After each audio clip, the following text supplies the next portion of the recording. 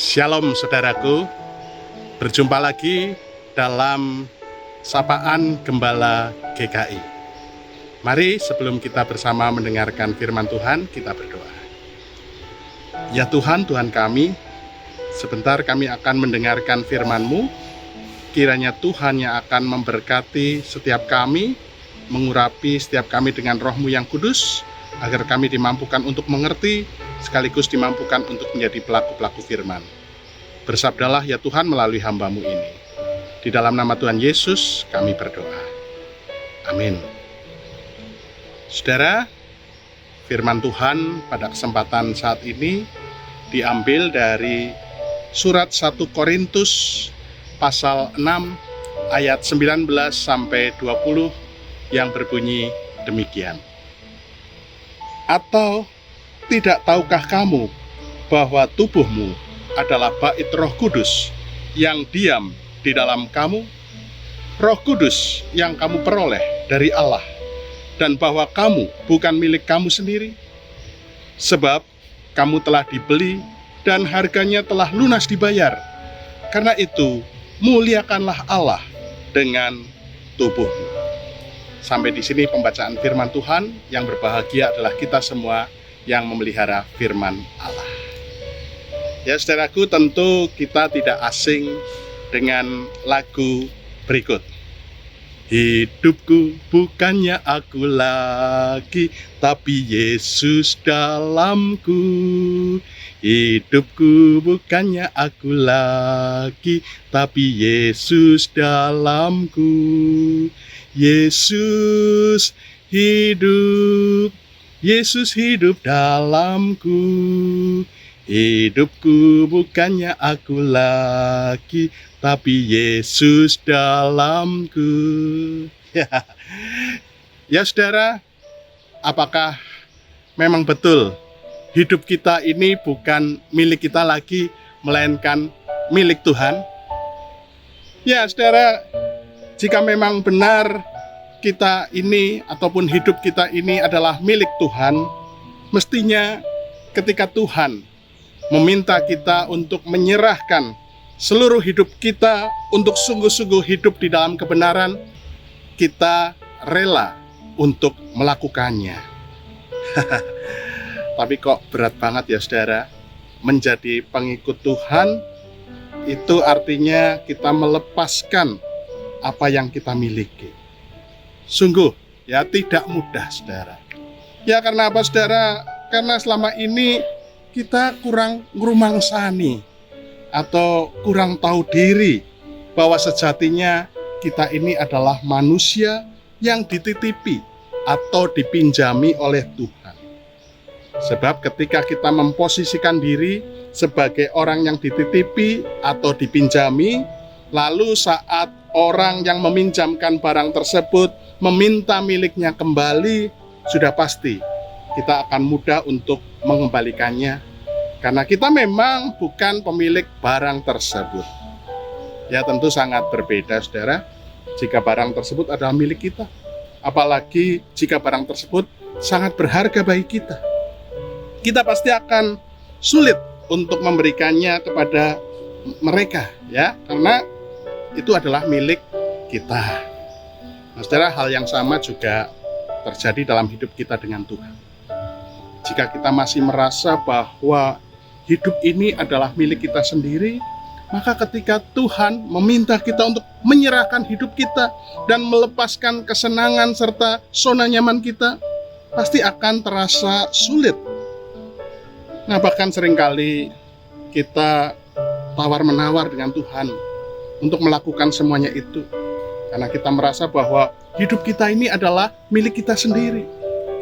Sebaliknya saudara, jika kita sudah merasa dan menganggap bahwa hidup ini adalah milik Tuhan sepenuhnya, Dia sebagai pemilik hidup kita satu-satunya, maka kita pasti akan dengan mudah menyerahkan kembali sesuatu yang paling berharga dari hidup kita kepada pemiliknya.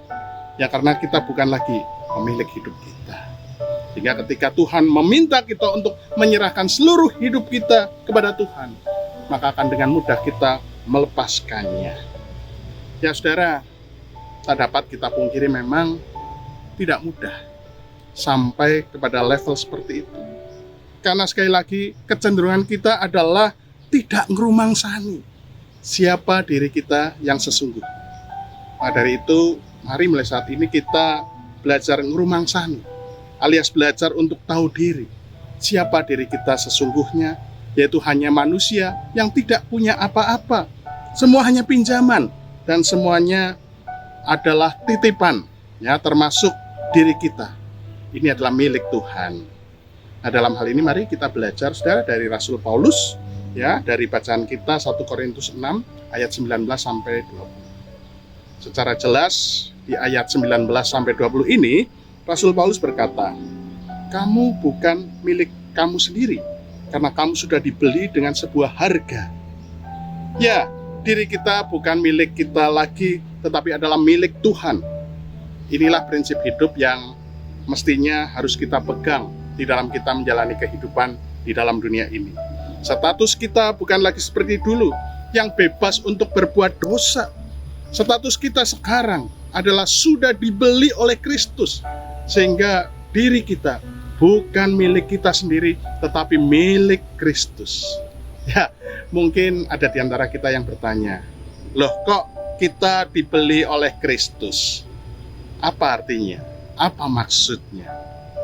Ya, artinya status kita saat ini adalah hamba yang memiliki Tuhan, yang tidak bisa hidup semau gue.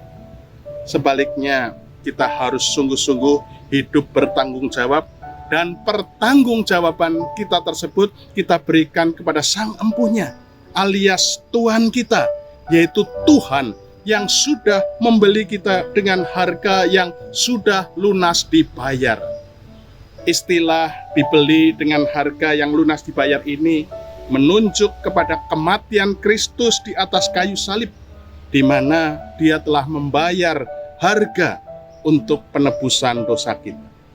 Tuhan Yesus membayar untuk pembebasan atas dosa-dosa kita, sehingga kita boleh menjadi pemiliknya. Saudara, istilah membeli adalah istilah yang biasa dipakai di pasar. Di pasar, orang bisa beli ayam, bisa beli sayur, bisa beli ikan, dan yang lainnya.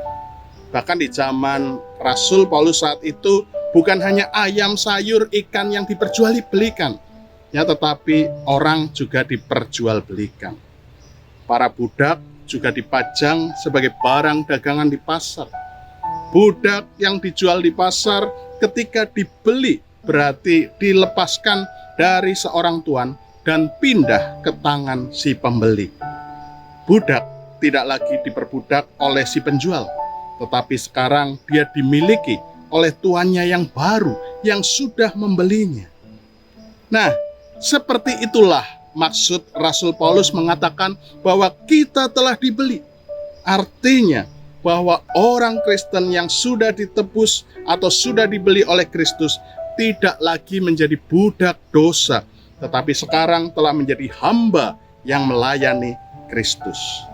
Dengan demikian, saudara, sekali lagi kita sudah tidak bisa hidup semau gue dan bebas melakukan berbagai macam dosa, tetapi sebaliknya hidup kita harus berpadanan dengan hidup Sang Tuhan, yaitu hidup dalam kebenaran.